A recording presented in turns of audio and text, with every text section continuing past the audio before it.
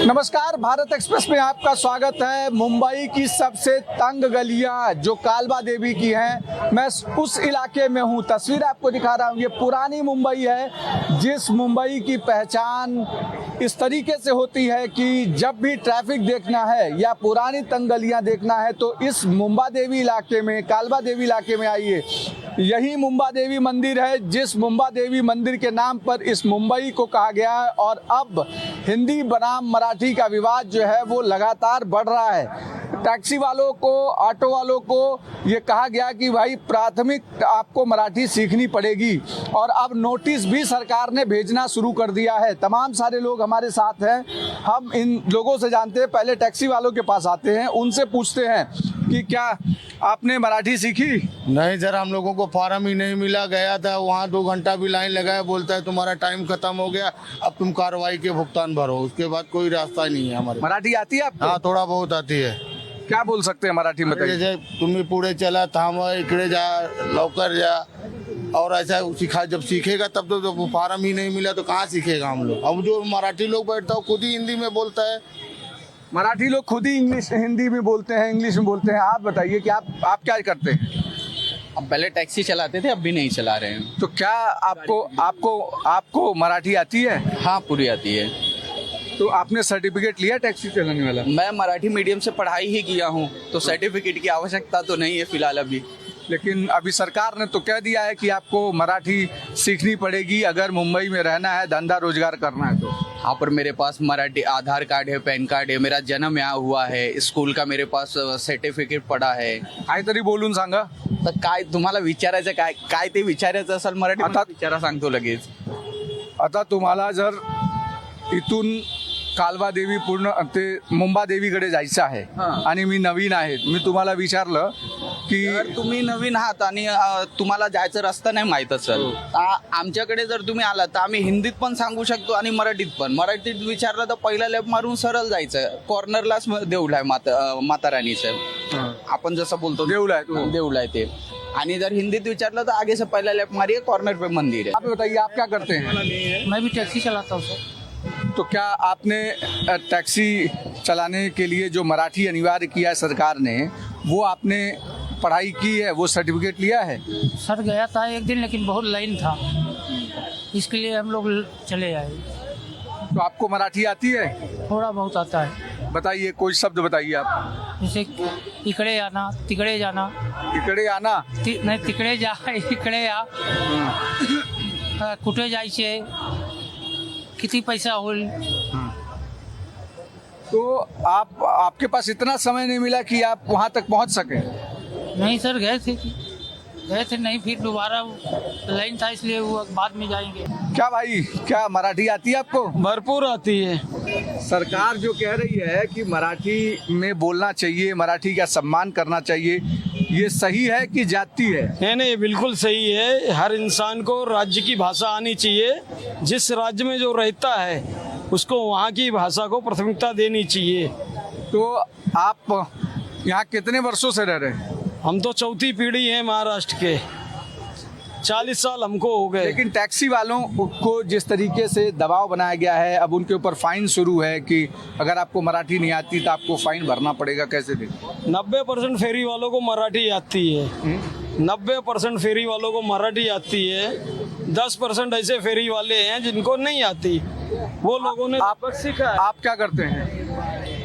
क्या करते हैं? हमारा शॉप है आगे. मराठी आती है आपको? आती है ना, मी येतो ना.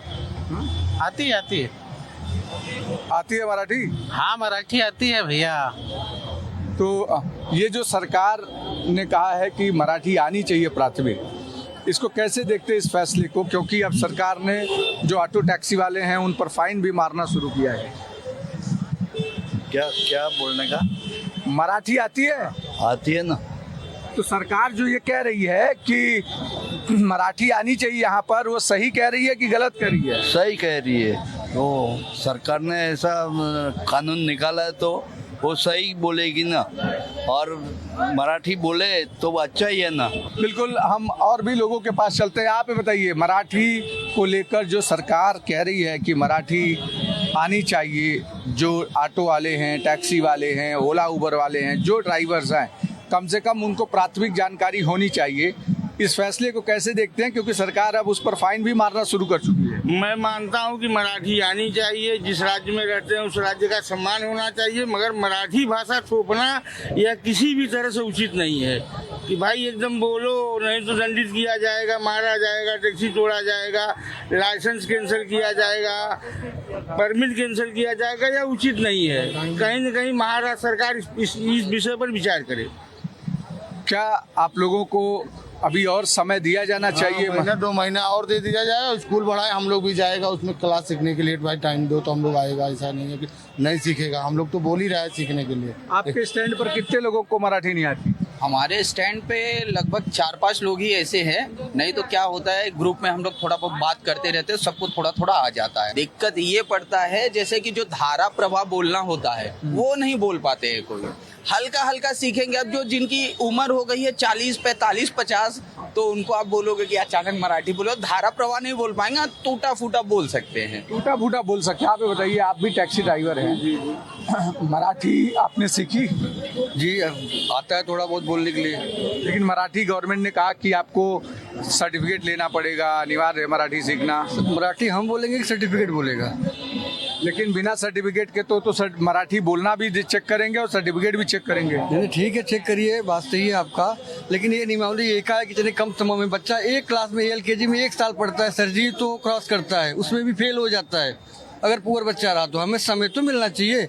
और अब सरकार ने कल एक दिन के भीतर करीब 1200-1300 लोगों को सरकार ने नोटिस दिया है, टैक्सी चालकों को, कि आपने मराठी नहीं बोली। 20 ऐसे उड़न दस्ते बनाए हैं जो जगह जगह चेक करेंगे आपको कि मराठी आप बोलना जानते हैं कि नहीं जानते। इसे कैसे देखते हैं? ये हम देखते हैं उनका बना जो बताया हुआ है वो सब सही है, लेकिन हमें समय दिया जाए। एकाएक हमारे ऊपर ऐसा भार दिया जाएगा तो हम नहीं संभाल पाएंगे। कितना समय? अरे फिर भी कम से कम 6 महीने का 6 महीने का समय? कम से कम 6 महीने का समय एक साथ में। बहुत सारे लोग आज खड़े हिंदी भी बोलने नहीं आता। हम भारतीय हैं, हिंदुस्तानी है, हमारा अधिकार है। लेकिन राज्य भाषा का सम्मान तो होना चाहिए। हाँ होना चाहिए। मराठी आती है? हाँ मैं टैक्सी ड्राइवर नहीं है। फिर भी महाराष्ट्र में रहते हैं। ये हाँ।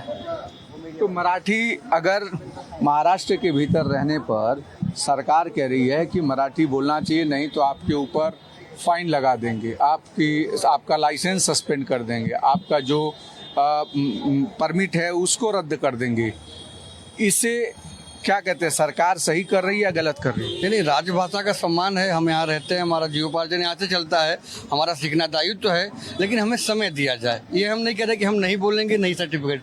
हम यहाँ की दाल रोटी खाते हैं, हमारा सब कुछ यहाँ से चलता है। महाराष्ट्र गवर्नमेंट की सारी नियमावली का हम पूरे सम्मान करते हैं और करेंगे। हमारी तो 1900 हम लोग यहाँ की 4थी पीढ़ी हमारी है। फिर भी मराठी नहीं आती है, ये जो बोलता है उससे बोलते हैं थोड़ा बहुत। ऐसा नहीं कि नहीं आता है, बिल्कुल नहीं आता है। हमारे पास मराठी सर्टिफिकेट, बर्थ सर्टिफिकेट है, मराठी स्कूल का सर्टिफिकेट है, मेरी पैदाइश ही यहीं की हुई है।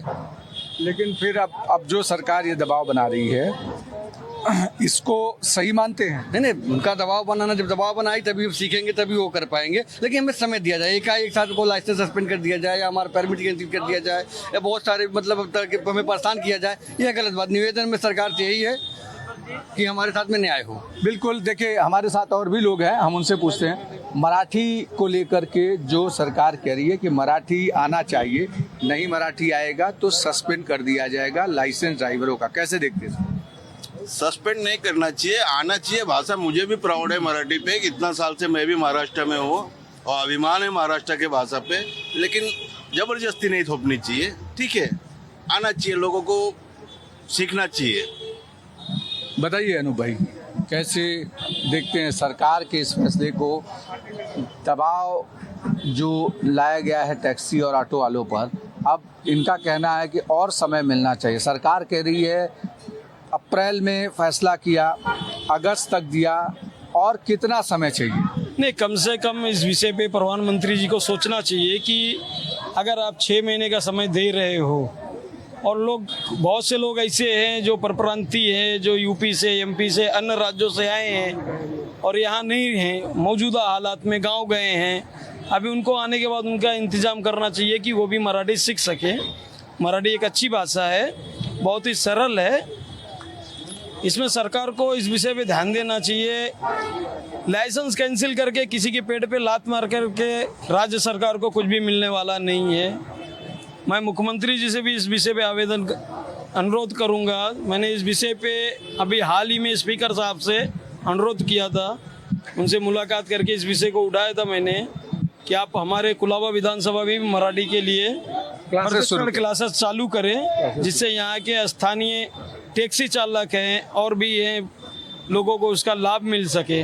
बिल्कुल। तो मराठी को लेकर के जिस तरीके का विवाद बढ़ा है, टैक्सी चलाते हैं, क्या करते हैं, काम करते हैं। मराठी सीखना चाहिए कि नहीं सीखना चाहिए? नहीं, सीखना चाहिए। हाँ? सीखना चाहिए। क्या चाचा, क्या चलाते हैं गाड़ी? गाड़ी तो चला रहे, बाकी हम लोग का कैमरे का गाड़ी है, सीसी कैमरा। सीसी कैमरे का। हाँ। तो मराठी बोलने को लेकर जो ड्राइवरों पर दबाव बनाया गया है कि मराठी आना चाहिए, कैसे देखते हैं उसके? ठीक है ना, जो देश के अंदर वो देश की बात करना चाहिए। अगर महाराष्ट्र में तो महाराष्ट्र बोलना चाहिए।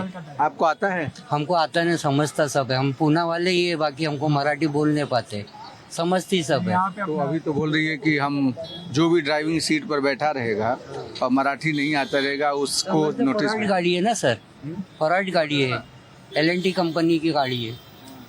मराठी आना जरूरी है इस प्रदेश में, क्योंकि सरकार का कहना है कि लाइसेंस ही उसी स्तर पर मिलेगा। तो जवानी के ना लाइसेंस, अभी तो बुढ़ापा आ गया है। ये सरकार नहीं समझ रही है क्या? अभी वो सरकार को मालूम, हम लोग के जास्ती पढ़े लिखे वो लोग। कब का लाइसेंस है आपका? लाइसेंस तो हमारा पुराना है। ये कालवा देवी का इलाका है, पुराना मुंबई है, और इसी मुंबई से मुंबई को कहा जाने लगा। एक सवाल और कि मराठी सीखने के इच्छुक हैं? हाँ सर, सीखने की इच्छुक है, थोड़ा टाइम चाहिए, कितना समय? कम से कम 2-3 महीना तो चाहिए ही सर सीखने के लिए। 2-3 महीना सीखने के लिए चाहिए। हाँ चाहिए तो। अभी 3 महीने तो हो गए थे। हाँ सर, लेकिन आदमी और गांव गए हैं और हैं जो अभी आए हैं वो सीखेंगे, और जो थे वो सीख ही रहे हैं। और चाहिए। देखिए, ये पूरा का पूरा इलाका आपको दिखाई पड़ रहा है, ये सब बहुत कंजेस्टेड इलाका है मुंबई का, और यहाँ से बहुत सारे लोग अलग अलग जगहों पर जाते हैं। सारे बड़े व्यापार वो इस जगह से होते हैं। पुरानी मुंबई के जिसको बोला जाता है, मुंबा देवी का मंदिर यहाँ पर है, और यहीं से मुंबई को बोलने की शुरुआत हुई, मुंबई का नामकरण हुआ। इस जगहों पर जो टैक्सी वाले हैं, जो आम आदमी हैं, उनका कहना है कि मराठी आनी चाहिए, लेकिन सरकार ने कम समय दिया है, अभी और समय दें तब सरकार के इस फैसले पर अमल किया जा सके। हालांकि सरकार ने अप्रैल से लेकर अगस्त तक का समय दिया, अब सरकार ने इस पर फाइन मारने के लिए तय किया है।